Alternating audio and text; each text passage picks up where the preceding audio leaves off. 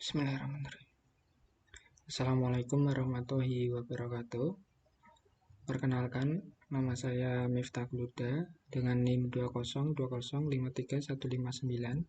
Di sini saya ingin mencoba untuk mempresentasikan tentang Copit 5 dan implementasinya ya. Untuk itu, langsung saja akan saya mulai. Yang pertama, Copit. Copit adalah panduan kerja dalam pengolahan teknologi informasi, disusun oleh ISA ini ya, atau Informasi Sistem Audit and Control Association ini, dan ITGI, IT Global ini. Copit 5 menyediakan kerangka komprehensif yang membantu enterprise meraih sasaran dalam tata kelola dan manajemen TI di enterprise. Copit 5 bersifat umum dan dapat diterapkan pada berbagai ukuran enterprise, baik bersifat komersial, non-profit maupun pada sektor profit. Selanjutnya di sini ada evolusi Copit ya. Di sini dari tahun 1996 sampai 2012, kita di sini bisa lihat grafiknya sama-sama. Ini audit, kontrol, ini ya. Ini diambil dari website ini. Kalau lebih jelasnya bisa menuju ke sini. Saya lanjutkan. Selanjutnya, mengapa Copit 5? Nah ini, kenapa Copit 5 ya? Karena menyediakan kerangka tata kelola dan manajemen yang diperbarui dan sesuai untuk informasi enterprise dan teknologi yang terkait. Mengintegrasikan sesuai kerangka dan panduan utama ISECAS serta selaras dengan kerangka dan standar utama lainnya. Ini ya, di sini bisa kita lihat. Oke, saya lanjutkan. Selanjutnya, informasi. Informasi merupakan sumber daya utama bagi setiap enterprise. Informasi dibuat, digunakan, dipertahankan, ditutup, dan dihancurkan. Selanjutnya di sini ada teknologi memainkan peran penting dalam aksi-aksi tersebut. Teknologi tumbuh pesat di seluruh aspek kehidupan, bisnis, dan personal. Apa manfaat informasi dan teknologi bagi enterprise? Nah, ini ada pertanyaan. Saya lanjutkan. Manfaatnya bagi enterprise. Di sini manfaatnya, enterprise dan eksekutif berkepentingan untuk yang di sini yang pertama ada mengelola informasi berkualitas, pendukung keputusan bisnis, membangun nilai bisnis dari investasi TI ya, yaitu mencapai sasaran strategis dan terwujud manfaat bisnis melalui penggunaan TI serta efektif dan inovatif. Selanjutnya, mencapai keunggulan operasional melalui aplikasi teknologi yang handal dan efisien. Selanjutnya, mengelola resiko terkait TI pada level yang dapat diterima. Selanjutnya, mengoptimalkan biaya layanan TI. Bagaimana relasi dan manfaat tersebut untuk membentuk nilai bagi stakeholder? Nah, saya lanjutkan. Ini jawabannya, nilai bagi stakeholder yaitu untuk memenuhi kebutuhan stakeholder. Enterprise menerapkan tata kelola dan manajemen informasi dan aset TI. Dewan Enterprise, eksekutif dan manajemen harus memperlakukan TI secara setara dengan bagian bisnis yang penting lainnya. Enterprise dituntut untuk memenuhi hukum, registrasi, dan kebutuhan kontrakstual dalam penggunaan informasi dan teknologi. Copit 5 menyediakan kerangka komprehensif yang mendukung enterprise mencapai sasaran dan menghasilkan nilai melalui tata kelola dan manajemen TI enterprise. Saya lanjutkan. Kerangka COVID-5 ya. Secara sederhana, COVID-5 ini membantu enterprise membangun nilai yang optimal dari TI dengan mengelola keseimbangan antara realisasi manfaat dan optimalisasi level resiko dan pengguna sumber daya. COVID-5 memungkinkan informasi dan teknologi yang terkait untuk dikelola secara holistik bagi keseluruhan enterprise, mencakup area bisnis dan fungsional secara keseluruhan, dengan mempertimbangkan manfaat TI bagi stakeholder dan internal dan eksternal. Prinsip-prinsip COVID-5. Nah, ini ada 5 ya di sini. Yang pertama memenuhi kebutuhan stakeholder. Terus yang kedua ada mencakup enterprise end to end. Terus yang ketiga menerapkan single interface ini ya. Terus kan yang keempat memungkinkan pendekatan holistik. Yang kelima memisahkan tata kelola dengan manajemen.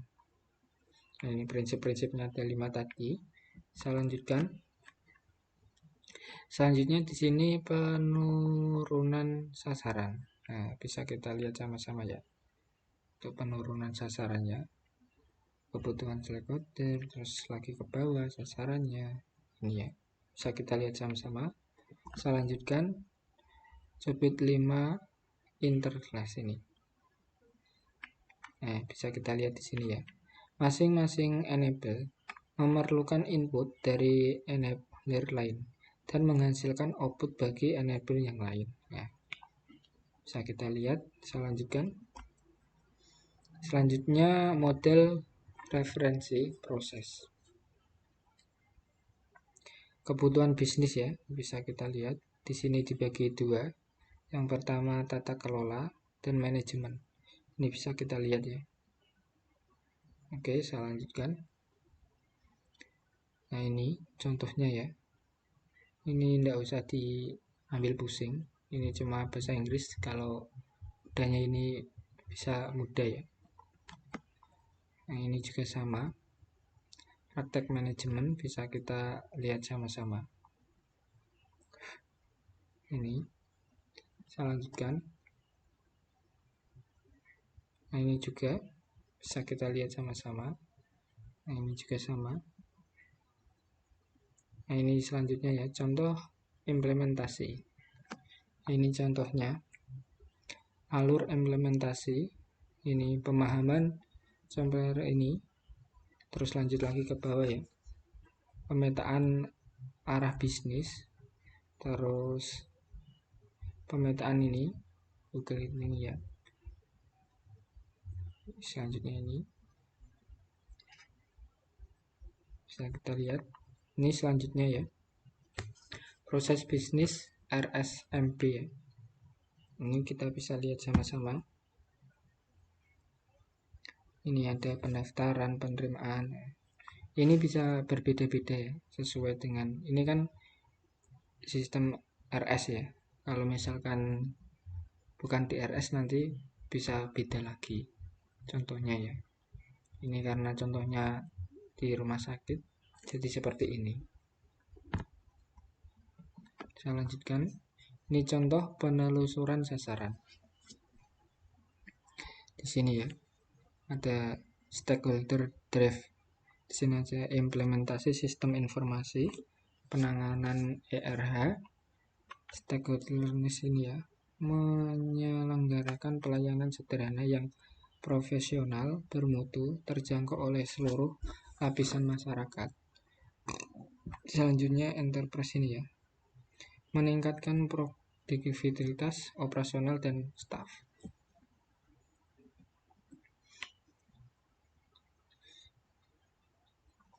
Selanjutnya di sini ada pemetaan relasi sasaran enterprise ke sasaran TI terkait ya. Ini contohnya digambarkan di sini. Nah, ini ya. Saya kembalikan dulu. Contohnya seperti ini. Bisa kita lihat sama-sama. Saya lanjutkan. Sini contohnya lagi. Penerapan ERH mendorong produktivitas operasional dan staf untuk mempercepat pelaporan statistik operasional rumah sakit, percepatan terhadap penerimaan pasien, serta percepatan produktivitas staf dalam menyediakan informasi kesehatan pasien. Jadi mulai dari yang tadi ya, itu untuk mempercepat ini. Oke. Selanjutnya di sini ini dibagi menjadi dua ya. Yang pertama di sini ada primer, terus di sini juga ada sekunder ya. Untuk yang primer yaitu menggunakan aplikasi, informasi, dan solusi teknologi yang memadai. Dan untuk yang sekunder ini ada relasi, manfaat dari investasi TI, dan portofolio lainnya. Nah, kurang lebih seperti itu ya. Jadi ada primer dan ada sekunder. Saya lanjutkan. Nah, ini sekunder. Di sini ada pengertiannya lagi. Di sini ada manajemen progres ya, and project. Proses ini mengelola seluruh program dan proyek dari portofolio investasi melalui strategi, enterprise, dan jalur koordinasi, meliputi inisiasi, perencanaan, pengendalian, implementasi program dan proyek, serta penutupan melalui review pasca implementasi ini. Selanjutnya di sini bab 10 ini ya, mengelola program dan proyek. Di sini ada 3. Yang pertama ada deskriptif, terus tujuan, terus ada metrik dan contoh ya. Untuk deskripsi, proses ini mengelola seluruh program dan proyek dari portofolio investasi melalui strategi, enterprise, dan jalur koordinasi, meliputi inisiasi, perencanaan, pengendalian, implementasi program dan proyek, serta penutupan melalui review pasca implementasi ini ya. Selanjutnya di sini ada tujuan. Tujuan di sini merealisasikan manfaat dan mengurangi resiko delay, biaya dan penurunan nilai yang tidak diharapkan dengan meningkatkan komunikasi serta keterlibatan pengguna, menjamin nilai dan kualitas hasil proyek, serta memaksimalkan kontribusi investasi dan portofolio lainnya. Selanjutnya di sini ada metrik ya. Metrik yaitu tingkatan kepuasan stakeholder dalam lingkup program dan layanan yang berjalan. Jurnal insiden terkait TI yang tidak teridentifikasi dari awal program. Jumlah proyek yang berjalan on time dan on budget. Saya lanjutkan. Di sini pihak-pihak yang terkait ya, itu mengelola program dan proyek, terus executive business, komitmen strategi ya, ini CEO. Terus yang ini inisiasi program. CEO ini memiliki proses bisnis, komitmen, strategi, dan manajemen proyek. Analisis gap ya, dan rekomendasi. Contoh hasil pengukuran pada ini yang tadi yaitu manajer stakeholder ini menunjukkan bahwa eksekutif berada pada level prediktif ini, sedangkan secara reality baru mencapai level performer ini.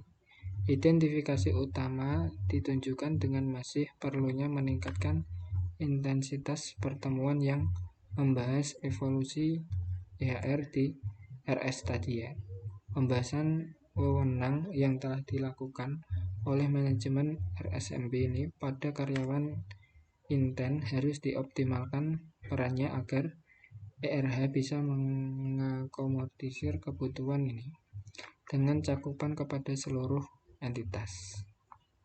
Kurang lebih seperti ini. Saya lanjutkan, ini contoh-contohnya ya. Susun rencana program yang mencakup seluruh proyek. Selanjutnya kita tentukan spesifikasi sumber daya keahlian ini. Sampai di sini melakukan perencanaan program ya. Bisa kita lihat sama-sama.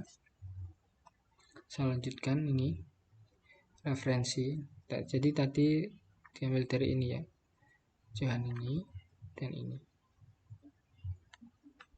Nah, kurang lebih seperti itu presentasi yang saya sampaikan. Semoga bisa bermanfaat, dan apabila ada kekurangan mohon maaf. Terima kasih sudah menyimak dari awal sampai selesai. Saya akhiri. Assalamualaikum warahmatullahi wabarakatuh.